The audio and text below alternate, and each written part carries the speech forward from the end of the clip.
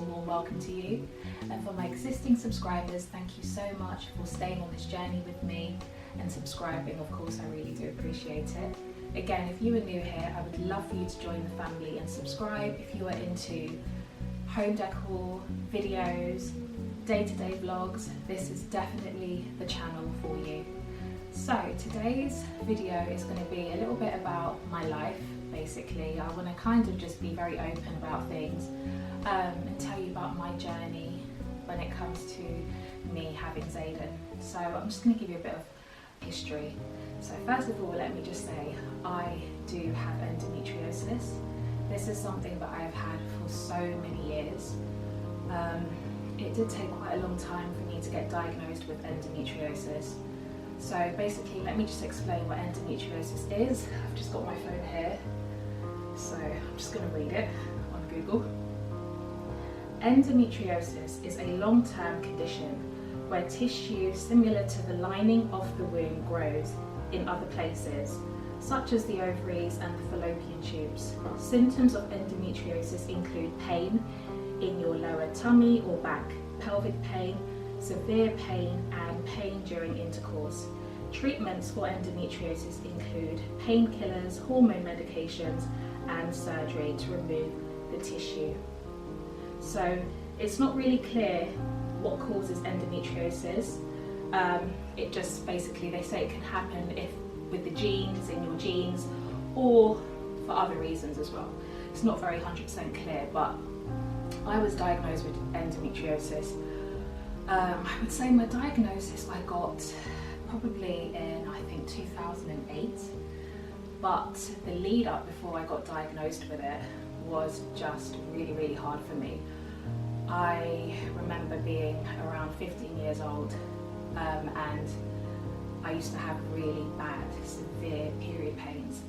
And of course I just thought it was normal. I thought, oh, this is what girls go through, I'm just gonna have to bear it. But it just got worse and worse, and my periods were very heavy, they were very painful.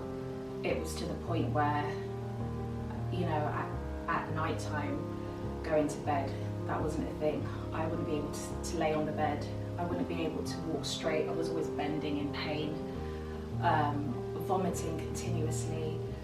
And this always happened whenever I had my cycle, and just really upset stomach.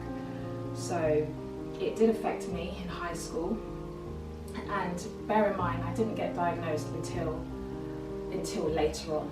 A few years later, that's when I got diagnosed. So this time I had no idea what was going on with me, and it affected me in high school.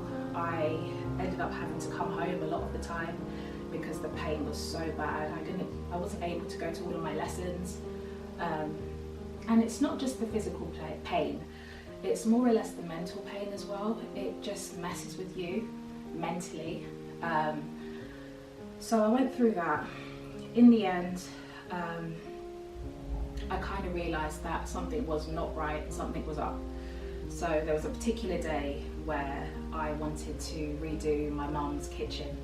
We lived in a flat, and I love, as you know, if you're somebody that's been on this channel for quite some time, I'm into a lot of like home decor. So I wanted to do my mum's kitchen up, I wanted to get some paint from Homebase, and I got on the bus, and on the way back with the paint, got onto the bus and I literally just collapsed, fell down in pain on the bus, which was really embarrassing at the time. I remember calling my mum on the phone and saying, look, there's something wrong with me, I don't know what's wrong with me. And she was like, look, don't worry about it, we're going to get it sorted out, let's make a doctor's appointment.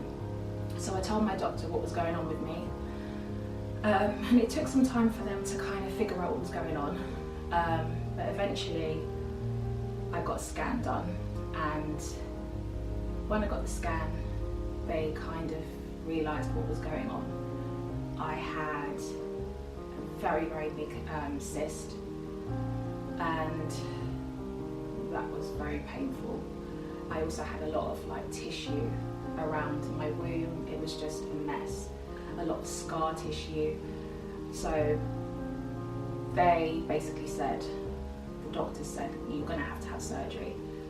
So I had surgery years later, as I said, because it did take some time to diagnose me. And I thought, well, that's the end of that. I'm going to be better. Life's going to, you know, be normal, whatever that is. And sadly, it just wasn't.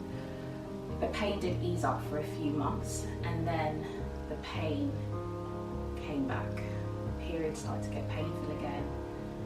So my doctor said to me, look, I think the best thing for you to do is either go onto contraceptive tablets or get the injection to stop your periods. So basically, when you do that and you kind of like go onto contraceptive tablets, obviously it's not going to completely stop your periods, but it will make your periods a lot lighter, so it'll be less painful.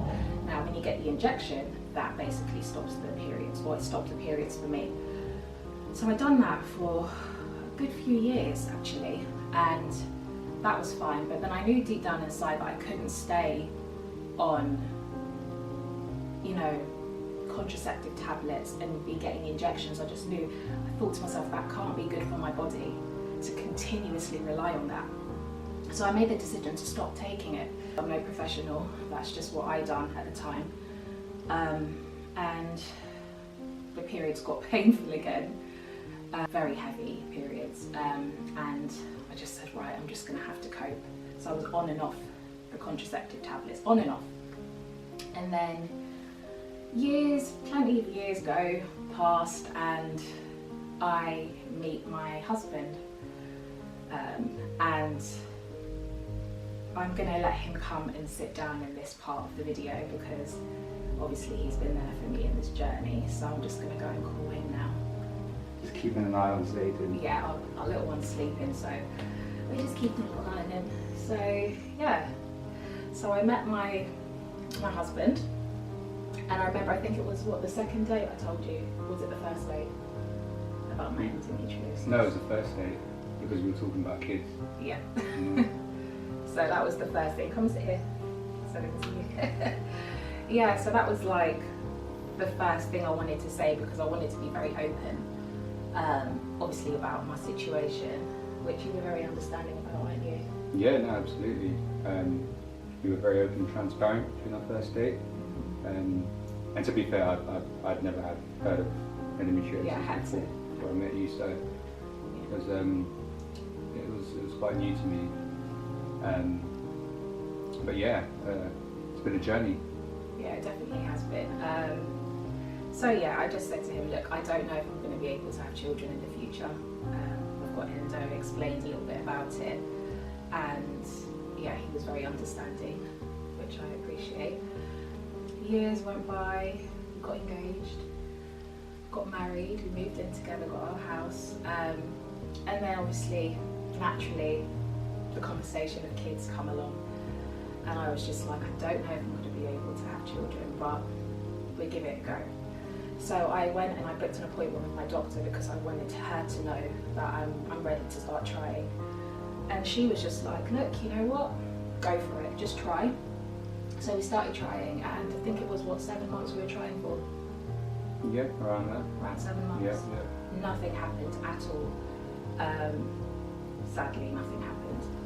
And again, in between that time we were trying, just to tell you guys, I wasn't on any like contraceptive tablets or injections or anything like that. And every single month I had a period, it was terrible, to the point where I would sleep on the sofa downstairs and Sam would be upstairs. And the reason I'd done that is because he was working and I didn't want to disturb him. But he was so sweet, he'd always come down and check on me to make sure I'm okay. But yeah, we were sleeping in separate rooms every time I had a period. That is how bad it was for me. And I just remember every single night it would just be tears, crying in pain. So he got to see how bad it got for me. And a lot of hot water bottles. A lot of hot water bottles. And tea. And tea and tablets, pain relief. Yeah. So it just wasn't happening. And during the time me and him were trying, I kept like spotting continuously, and I was just like, oh, could I be pregnant? I was getting myself all excited. And then I called my doctor and I was like, I'm spotting a lot.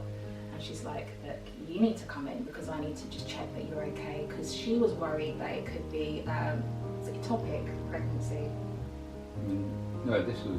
No, she remembered because remember I was spotting a lot and she was just like, yeah, and no, I you're thought I right, was pregnant. you're right. Yeah, so she made a really, really quick appointment because she got worried. And I went to see her and I was like, well, what can be causing this? And I was very open. I said, my periods are still really terrible. And she was like, right, pause on trying for now. And let's try and see if we can get a scan done for you, just to get to the bottom of what's going on. So we got the scan done, didn't we? But I think you had to get involved with this, didn't you? Yeah, because it was taking too long. So we ages. managed to, long story short, managed to get that fast track. Yeah.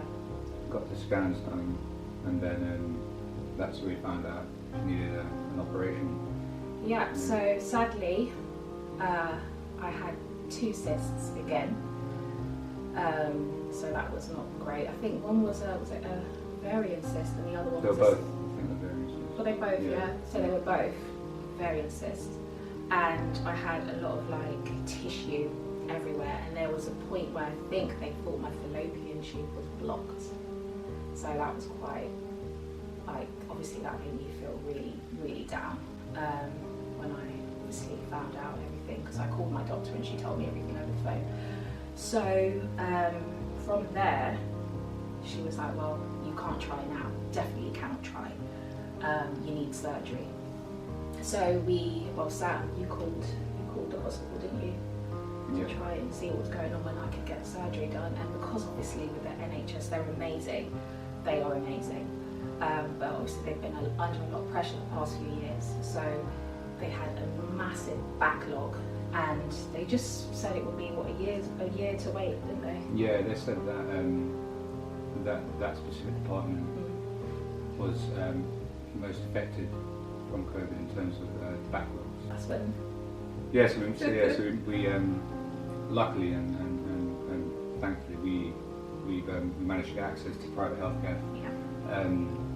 And yeah, we were able to speed up the process to get the surgery done within 2 weeks, rather than the whole year. So we looked up some consultants, found a really good one, and surgery happened in 2 weeks. So It was pretty quick, but I remember when we had the first appointment, the doctor, she's amazing by the way, she said to me, right, if your fallopian tube is blocked, we're going to have to obviously take it out. And I was just like, oh, I don't really want to hear that. But you know, with doctors, they've got to be completely honest with you. So she spotted everything. She'd done another scan and she could see everything. She's like, look, I'm not 100% sure if your fallopian tube is blocked, but I'm just saying I would advise you to take it out. But she saw the 2 cysts and the tissue and the scar tissue, so got the surgery done. That was very emotional for me. So that's the 2nd surgery now that I'm having. And I just remember being very grateful when I had the surgery. Of course, I was so humble and grateful to be able to have the surgery in the first place. But I felt very, very emotional, and I was just in tears. I was just like, oh, I just don't want to go through this again. I don't want to have any more surgeries. So after that, I think we had another follow-up appointment after the surgery. Yeah. We said to the doctor, look, when can we start trying? And I think she said, well, was it 2 months? Yeah.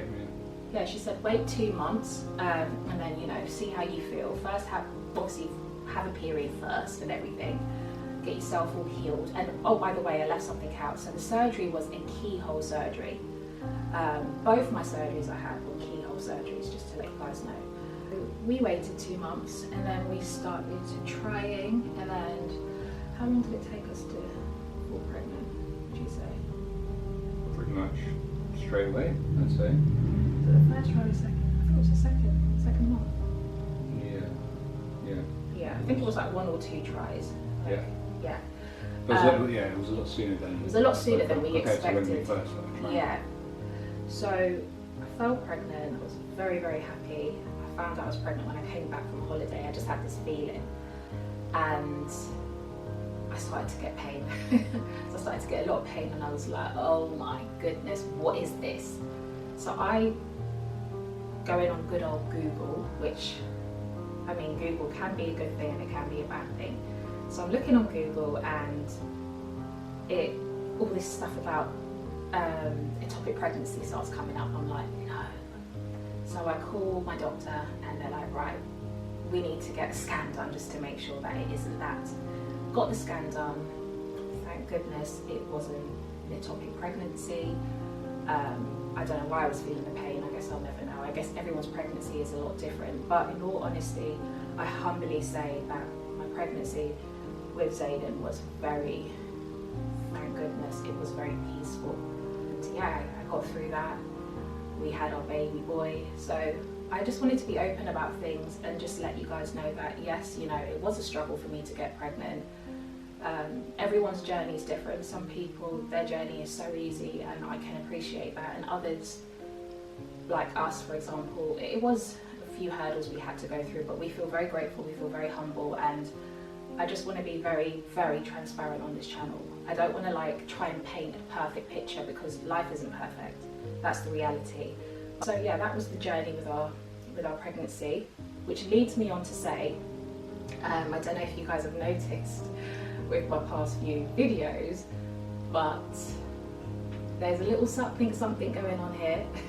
So I am pregnant again with our second child.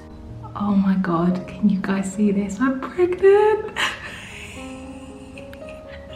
Oh my god! Oh, thank you Lord. I need to tell my husband. Here you go. Oh my god. You're pregnant? Yeah. Oh, that is amazing news. Quick update about my pregnancy. So today I have been feeling super tired. At first I had so much energy and then I just literally feel like all I want to do is sleep for like 24 hours. In the next few days we have our 20-week scan, which I am so excited about. On Monday, that was the weekend, we will be finding out if we're having a boy or a girl. So I will pick the camera back up when we are basically on our way to the hospital to find out the gender of our baby. I'm getting my 20-week scan done today, so I'm going to find out the gender of the baby. I am so nervous, which I don't understand why I'm so nervous because I've been through this before. But yeah, I'm just feeling a bit nervous, but just so much excitement. I have no idea. I can't even guess it. What do you think it's going to be, Sam? Boy or girl? I think a girl. Girl? You think girl? Wow. I keep going back on boy and girl, so I don't know. I'm just gonna do a wild guess because you've said girl. I'll say the opposite. I think it's gonna be a boy. You think it's gonna be a girl. We'll see. So we'll let you know when we come out of the hospital, and I will update you guys. So we have left the hospital, and Samir was right. We are having a baby girl. I feel so excited. I'm so happy for Zayden, and the fact that he's going to have a little baby sister just makes my heart feel so full. The reason why we kind of, I wouldn't say rushed, but we wanted to have them close together, yeah. Close together is because of my current situation. Speaking to the doctor, she did recommend and she did say, look, have them back to back. Have them back to back. Don't leave it too long. Because obviously the endo can come back. They'll be close in age. They'll be close in age, so that's a positive.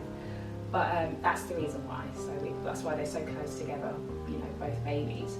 So I am currently pregnant at the moment, which I feel very grateful for, very humbled, and I just wanted to come on camera and tell you guys that, just in case you have noticed.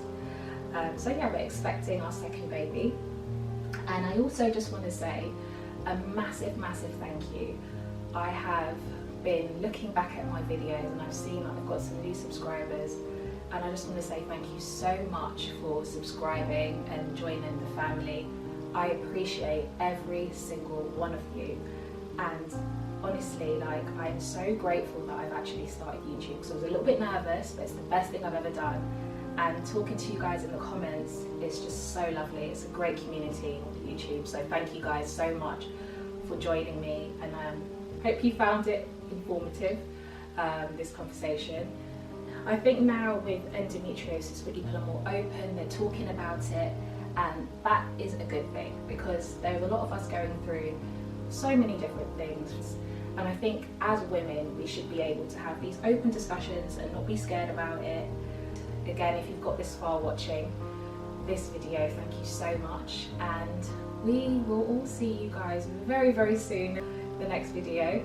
Take care of yourselves. Bye.